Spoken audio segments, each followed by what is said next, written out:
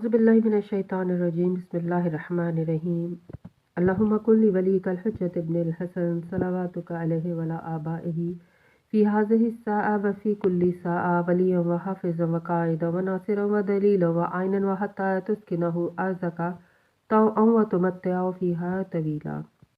अस्सलाम वालेकुम सामाईन, हमारे चैनल ज़िक्र उला में खुशामदीद। मैं आज आपके सामने इल्लामा लाजपाल हुसैन की तसनीफ़ आफ़ताब अदालत से इक़्तिबास पेश कर रही हूँ, जिसका बुनियादी मकसद आपकी खिदमत में ऐसा इल्म पेश करना है जिससे लोगों में ऐसा शऊर बेदार हो कि जिससे शयातीन की चालों, हरबों और गुमराहकुन ख़यालात से बचा जाए। अगर आप इस किताब का मुकम्मल मुताला करना चाहते हैं तो इस किताब की PDF को हमारी वेबसाइट www.idarakhatamulauliya.com.pk से फ्री डाउनलोड कर सकते हैं। कलिमात अल्लाह कौन हैं? कलमातुल्लाह किन दो खुसूसियात से मुकम्मल होता है? जुल्म कहाँ ख़त्म होता है? अल्लाह की सिफ़ात का कुल्ली इजहार किस हस्ती के ज़रिए से होगा?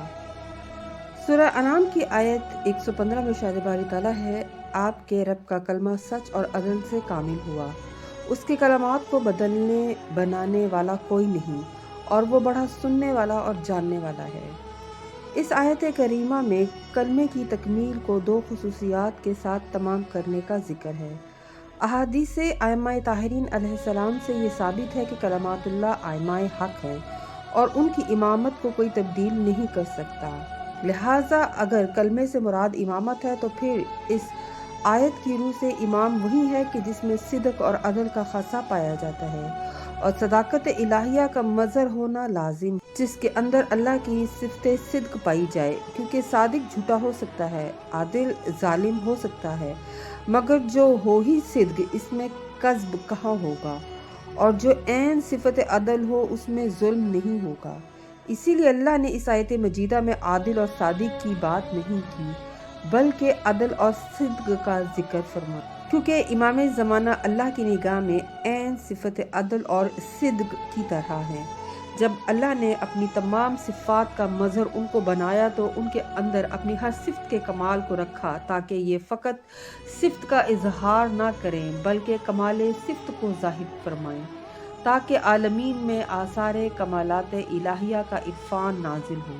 अब आलमीन की हर मखलूक अपने अक्ल व शऊर के मुताबिक उनके औसाफ को पहचान कर अल्लाह का तारुफ पाती है। अल्लाह ने सवा लाख अंबिया कराम इस दुनिया में भेजे और आइमा मासूमीन अलैहिस्सलाम भी तशरीफ़ लाए, मगर हर दौर में जुल्म होता रहा। और ये भी हकीकत है कि जुल्म वही होता है कि जहाँ अदल का नफाज ना हो। जहाँ अदल पूरी तरह जाहिर हो जाए वहाँ जुल्म ख़त्म हो जाता है। वाक़या करबला इसलिए वजूद में आया कि इस दौर में जुल्म अरूज पर पहुँच चुका था, यानी जालिम ने इमाम आदिल को शहीद कर डाला। तो मालूम हुआ कि जुल्म का आगाज़ कत्ल हाबील से शुरू हुआ और अभी तमाम दुनिया में राज कर रहा है। अल्लाह का मकसद आला अपनी हुज्जत के ज़रिए अदल और सिदक को ज़ाहिर करना है। अल्लाह ने अपनी सिफ़त के कुल्ली इजहार के लिए जिस ज़ात को आइम्मा मासूमीन अलैहिस्सलाम ने मुंतखब फरमाया है वह इमाम ज़मान अलैहिस्सलाम है। क्या वजह है कि मसनद अदल पर क़यामत से पहले ज़ुहूर मेहदी के ज़रिए मज़लूमीन के हर जुल्म का हिसाब लिया जाएगा। इन मज़लूमीन में सरफ़हरिस्त मासूमीन हस्तियाँ भी मौजूद हैं। इसलिए अल्लाह इस आयत मजीदा में कलमतुल्लाह को अदल और सिदक के साथ कामिल फरमा रहा है। जिस तरह ख़ुम गदीर में मौला अली अलैहिस्सलाम की विलायत से दीन कामिल और नेमतें तमाम हुई और रिसालत का पैगाम मुकम्मल हुआ, इसी तरह इमाम ज़माना अलैहिस्सलाम से विलायत आले मोहम्मद को नाफिज फरमाएगा।